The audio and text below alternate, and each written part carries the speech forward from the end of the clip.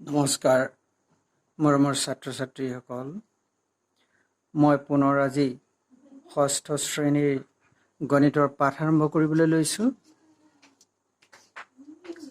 আৰু আজিৰ পাঠত মই তোমালোকক ছুটিহৰণ পদ্ধতিৰে লসাগু আৰু গসাগু কেনেকৈ উলিয়াই পুনৰ আলোচনা কৰিবলৈ লৈছোঁ যাতে তোমালোকে অৰ্হতাটো ভালদৰে আয়ত্ব কৰি লোৱা।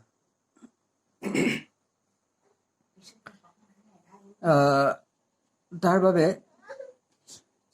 তোমালোকৰ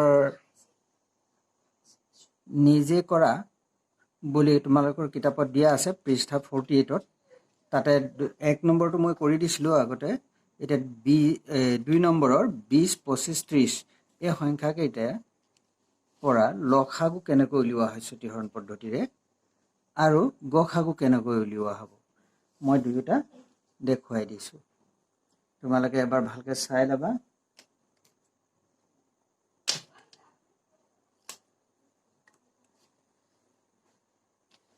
মই প্ৰথমে লসাগু নিৰ্ণয় কৰিবৰ কাৰণে কৰিছোঁ 20, 25, 30ক 5ৰে মই বাৰ দিব বিচাৰিছোঁ। তাৰ কাৰণটো কি? তিনিওটাকে 5ৰে বাৰ যায়।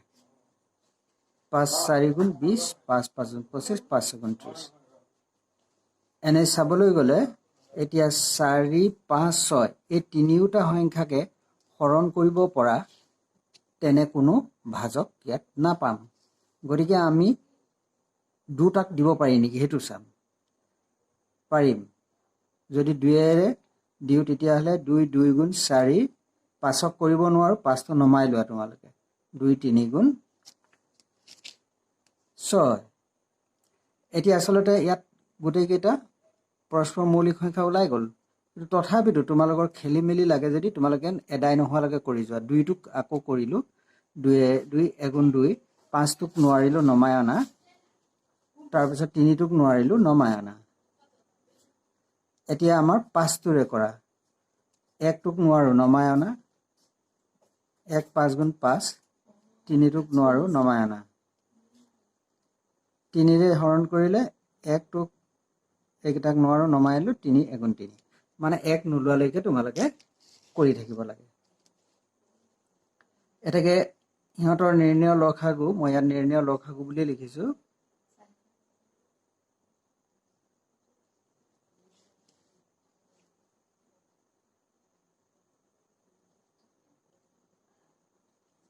নিৰ্ণয় লসাগু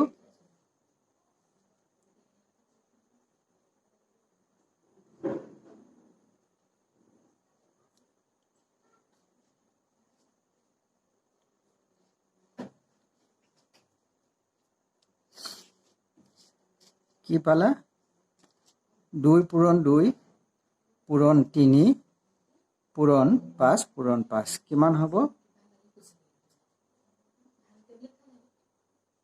5 5 গুণ 25, 4 25 100, 300। লসাগু 300 পালোঁ। ইহঁতৰ গসাগু কেনেকৈ আউট কৰিম?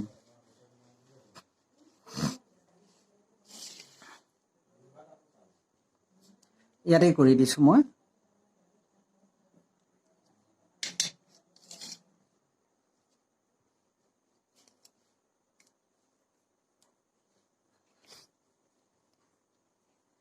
বিশ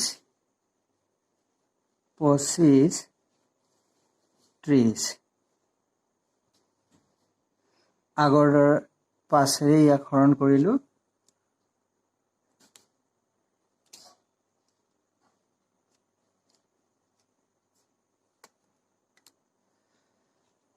5 4 গুণ 20, 5 5 গুণ 25, 5 6 গুণ 30।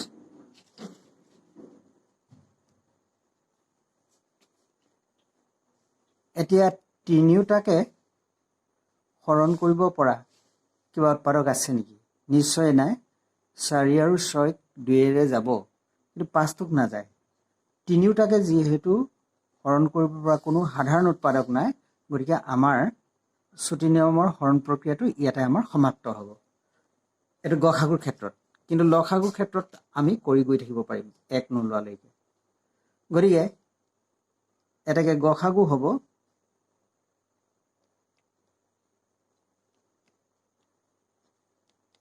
কেৱল 5টো। তাৰমানে তিনিওটাকে হৰণ কৰিব পৰা আটাইতকৈ ডাঙৰ উৎপাদকটো হৈছে 5। তাতকৈ কোনো ডাঙৰ সংখ্যা নাপাওঁ।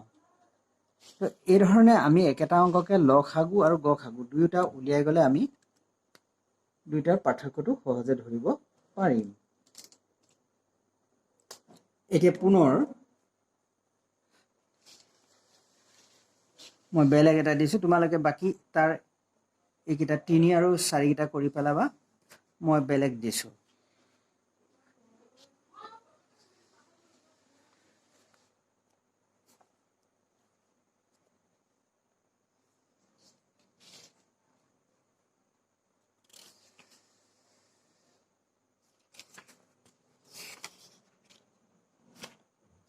ইয়াতে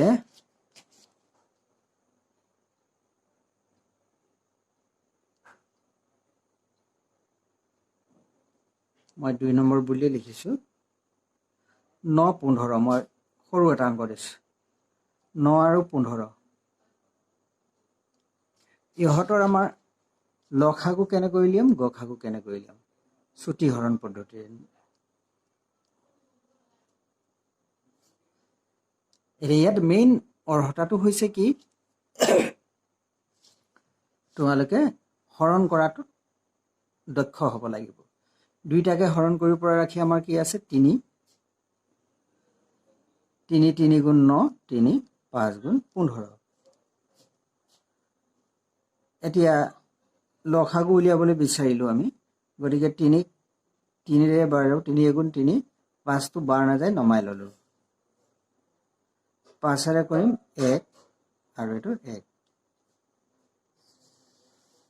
মই লসাগু বুলি লিখিছোঁ, নিৰ্ণয় লসাগু বুলি লিখা নাই।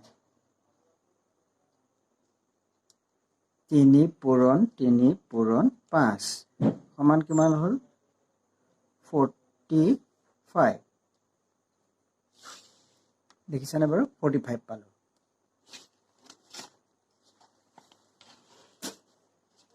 গসাগুটো কেনেকৈ উলিয়াম,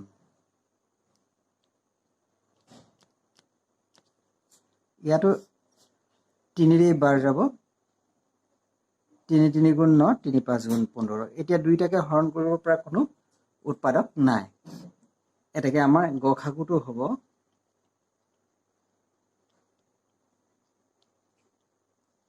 কথাটো বুজি পাইছেনে বাৰু। লসাগু উলিয়াওঁতে কিন্তু আমি এটাক হৰণ কৰিব পৰা অৱস্থালৈকে আমি কৰি গৈ আছোঁ। 3টোক 3ৰে পাৰোঁ, 5ক নোৱাৰোঁ, কিন্তু তথাপিতো আমি কৰিছোঁ। ইয়াত কিন্তু তেনেকৈ নোৱাৰিবা। ইয়াত যদি আমি 3ৰে বাৰ দিবলৈ 5কো 3ৰে ভাগ কৰিব পৰা হ'ব লাগিব, কিন্তু নোৱাৰোঁ। গতিকে 5ক আমি 5ৰে কৰিব পাৰিম, 3ক নোৱাৰোঁ। এই দুটা দেখাতে মৌলিক সংখ্যা, গতিকে আমি আৰু নোৱাৰোঁ। দুয়োটাকে এনেকুৱা একেটা ৰাশিৰে হৰণ কৰিব পৰা অৱস্থা নাই। গতিকে এইটো হৰণ প্ৰক্ৰিয়াটো ইয়াতে এৰি দিব লাগিব। এৰি যিকেইটা ভাজক, সেই ভাজক কেইটাই হ'ব তোমাৰ গসাগু। ইয়াত ভাজক কেৱল 3। মই আৰু দেখাই আছোঁ, আৰু সেই ভাজকটোৱে হ'ব গসাগু।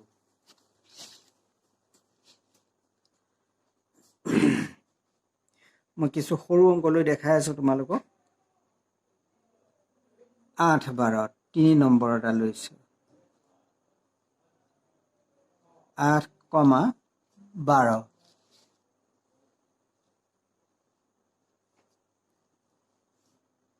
কিহেৰে বাৰ যাব, 4ৰে যাব।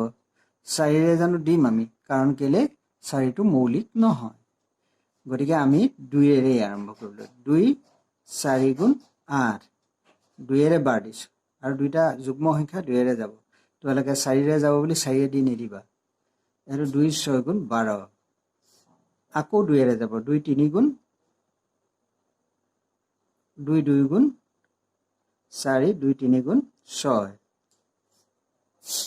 2ৰে কৰিলোঁ, 2 1 গুণ 2, 3টো নমাই ল'লোঁ, 3টো বাৰ নাযায়। 3ৰে কৰিম, 1টোক নমাই দিম, 3 1 গুণ 3। গতিকে তেতিয়া লসাগুটো কিমান হ'ব,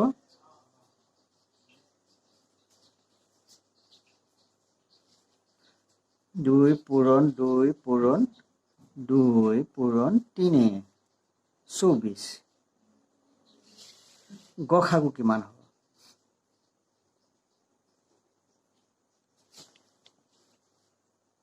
8 আৰু 12ক আমি আগৰ দৰে 2 ৰে হৰণ 2 4 গুণ 2 6 গুণ এটোক আকৌ এবাৰ কৰিব পৰা হৈ আছে 2 2 গুণ 2 3 গুণ এটা 2 আৰু 3 হৰণ কৰিব পৰা উৎপাদক নাই এটাকে গসাগু আমাৰ কি হ'ব এক কিটা হ'ব ভাজক কিটা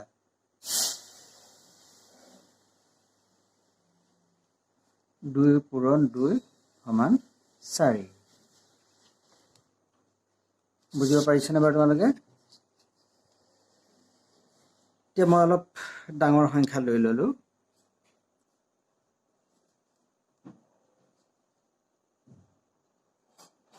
64 80 96 64 80 96 এটো আমাৰ 2 ৰে যাব 2 3 গুণ 6 2 2 গুণ 4 2 32 64 এটো 2 40 2 48 2 4 গুণ 8 1 2 8 গুণ 16 এই বস্তুটো ছুটি নিবাৰ হৰণ কৰাটো তোমালোকে ভালকে শিকিব লাগিব এই 2 ৰে 2 4 গুণ 8 ইয়াৰ তলত 8 যদি পাতো তেতিয়া হলে 9 ৰ পৰা 8 গলে 1 থাকিব 1 ৰ লগত 6 ধৰি ললে 16 হ'ব 2 8 গুণ 16 মিলি গল গৰি আকৌ এবাৰ 2 ৰে যাব 2 16 32 2 20 40 2 24 48 আকৌ 2 ৰে কৰিলে 2 8 গুণ 2 10 গুণ 2 12 আকৌ 2 ৰে কৰিলে 4 5 6 আকৌ 2 ৰে কৰিলে 2 5 তো না যায় 3 2 ৰে কৰিলো 1 5 3 এটা না যায় 5 ৰে কৰি দিলো 1 to bar না যায় নমাই ললো 5 গুণ 5 3 to না যায় আকৌ 3 ৰে কৰিলো 1 গটে কেইটা 1 হৈ গল এটাকে লসাগু কিমান হল মই ওপৰতে লিখিছো দেই 1 2 3 4 5 6 6টা 2 2 পূৰণ 2 পূৰণ 2 পূৰণ 2 পূৰণ 2 পূৰণ 2 পূৰণ 3 পূৰণ 5 গোটেইখিনি পূৰণ কৰিলে কিমান হ'ব 2 2 গুণ 4 4 গুণ 8 8 8 গুণ 64 64 15 কৰিব লাগিব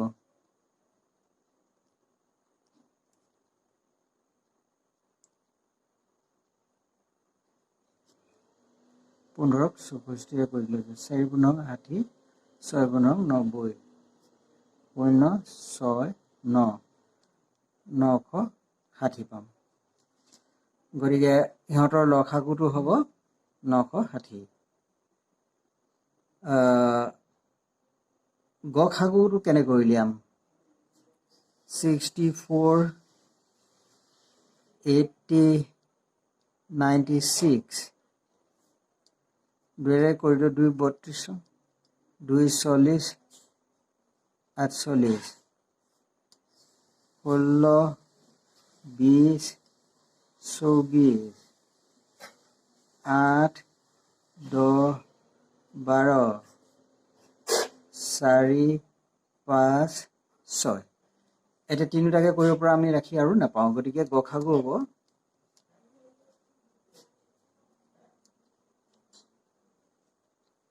2 পূৰণ 2 পূৰণ 2 পূৰণ 2 সমান 16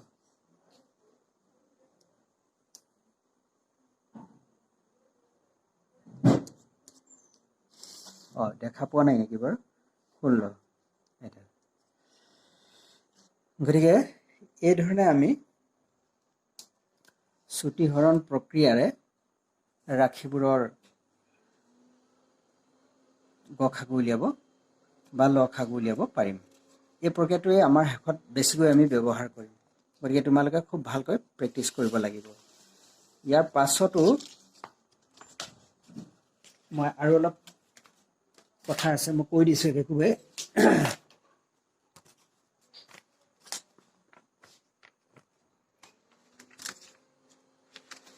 হৰণ প্ৰক্ৰিয়াৰে গসাগু উলিওৱা বুলি এটা কথা আছে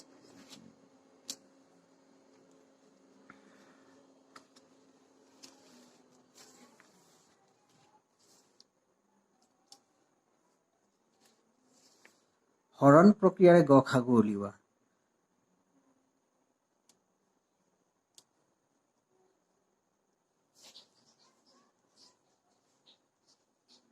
হৰণ পদ্ধতিৰে বুলিও ক'ব পাৰি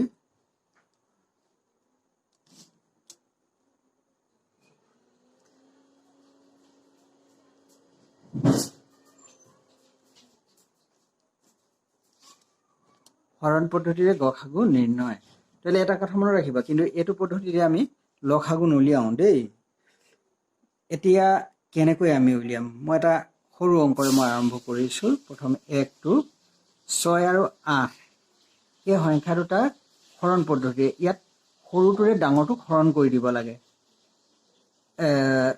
6 ৰে 8ক আমি হৰণ কৰিম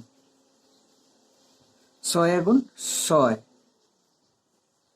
বাকি কিমান থাকিব 2 এই 2টোৰে পুনৰ এই আগৰ ভাজকটোক তাৰমানে 6টোক হৰণ কৰিব লাগিব এনেকুৱা ধৰণে কৰি যাব লাগে 2 3 গুণ 6 এই ধৰণে এই হেকত কোনটো ভাজকেৰে কৰোতে সম্পূৰ্ণ বিভাজ্য হল এই 2টোৰে এটাকে আমি গসাগুটো পাম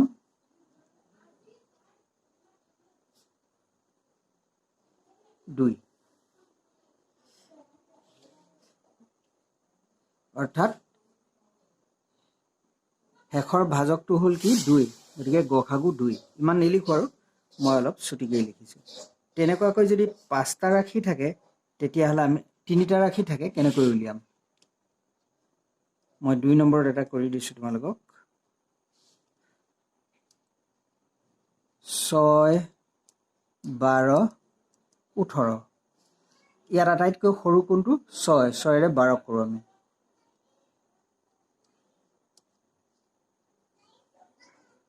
6 2 গুণ 12 ইয়াত বাকি নৰলে তাৰমানে 6 ৰে 12 সম্পূৰ্ণ বিভাজ্য হল গতিকে আমাৰ এই 6টোৱে হ'ব 6 আৰু 12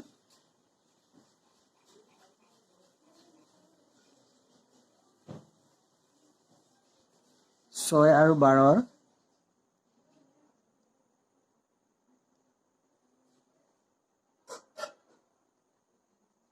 গসাগু কিমান পালো 6 পালো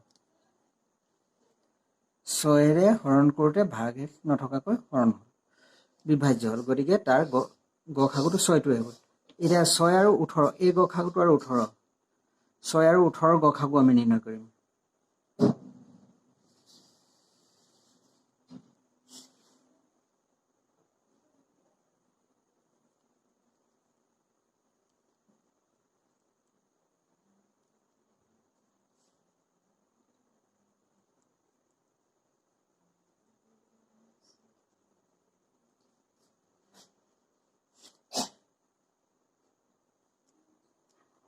ছয়েৰে 18 হৰণ কৰিলোঁ 6 3 গুণ 18 ইয়াতো সম্পূৰ্ণ বাৰ গ'ল 6ৰে এটাকে 6 আৰু 3ৰ গসাগু 18 6 আৰু 18ৰ গসাগু সমান 6 এতিয়া দুইটা ক্ষেত্ৰত আমাৰ পালো যে প্ৰথমে 6 আৰু 12 গসাগুটো উলিয়াম হেতু 6 পালো সেই গসাগুৰ লগত মানে 6ৰ লগত আকৌ 18 গসাগু ললো 6 পালো এটাকে আমাৰ কি হলগে উত্তৰটো 6 12 18ৰ গসাগুটো হ'ব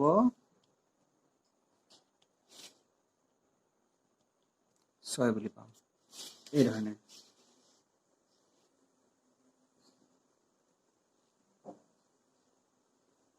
আৰু এটা কৰি দিছো মই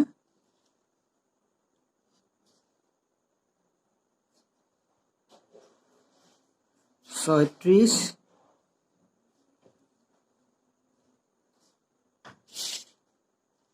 3 হ'ব 36 38 so on এইকেইটা আমি গসাগু উলিয়াম প্ৰথমে আমি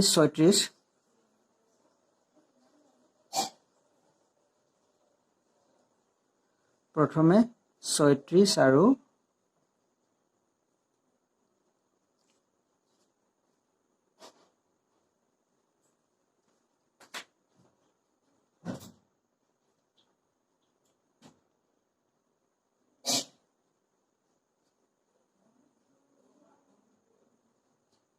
কৰা হওক অৰ্থাৎ 36 ৰে 38 হৰণ কৰিব লাগে 36 গুণ 36 2 থাকিলে 2 ৰে পূৰ্বৰ ভাজক 36ক পুনৰ হৰণ কৰিব লাগিব কৰিলে আমাৰ 2 গুণ 2 1 16 2 8 গুণ 16 মানে ভাগে 0 ওলালে অৰ্থাৎ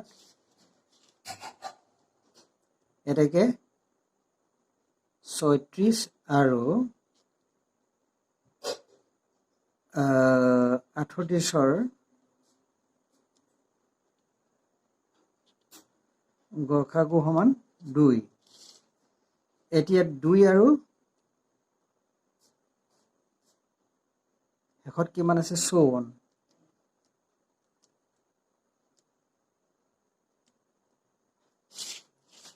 2 আৰু 54ৰ গসাগু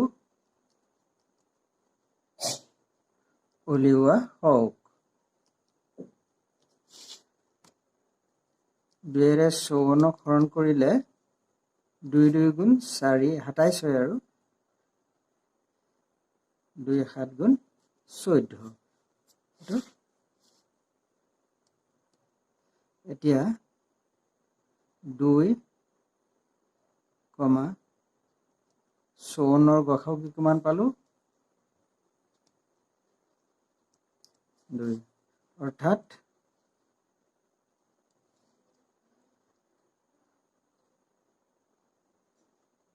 আমাৰ সংখ্যা কেইটা কি আছিলে 36 38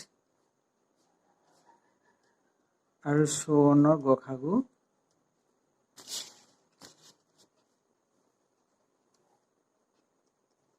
2 ঠিক এই ধৰণে তোমালোকে হৰণ প্ৰক্ৰিয়াৰ সহায়ত গসাগু উলিয়াব পাৰিবা এতিয়া মই তোমালোকক অলপ ঘৰুৱা কাম দি দিম এইখিনিতে ফৰ প্ৰেক্টিছ অভ্যাসনৰ কাৰণে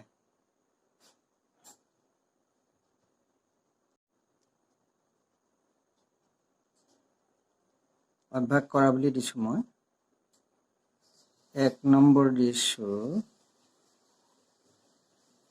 8 14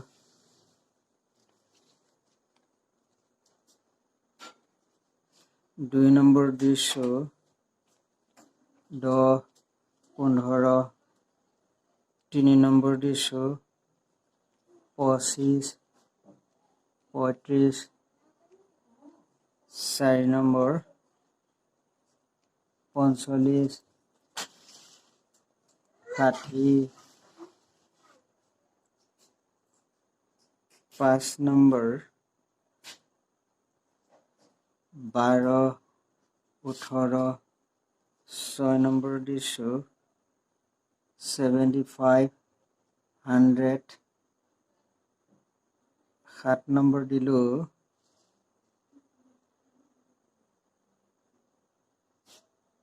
112 128 8 নম্বৰ দিলো 24 32 9 নম্বৰ দিলো 90 120 10 নম্বৰত দি দিলো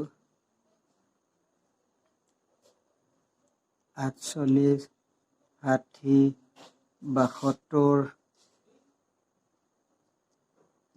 11 নম্বৰ দিলো 60 75 100 12 নম্বৰত দিলো 75, 100, 125. 13 নম্বৰত দিলো 90, 120, 150. 14 নম্বৰত দি দিলো 80, 100, 120. 15 নম্বৰত দিলো 64, 80, 96. তাৰ পাছতে 16 নম্বৰ দিলো 6, 36, 72, 90.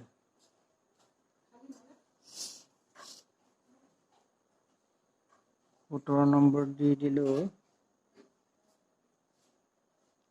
130, 140, 60, 160. 18 নম্বৰত দিলো 156, 184, 196. 19 নম্বৰত দিলো 42, 105, 148. 20 নম্বৰত দিলো 12, 15, 18, 24. 21 নম্বৰত দি দিলো 112, 128, 144. এটা 4টা ৰাখি 160. 22 নম্বৰত দি দিলো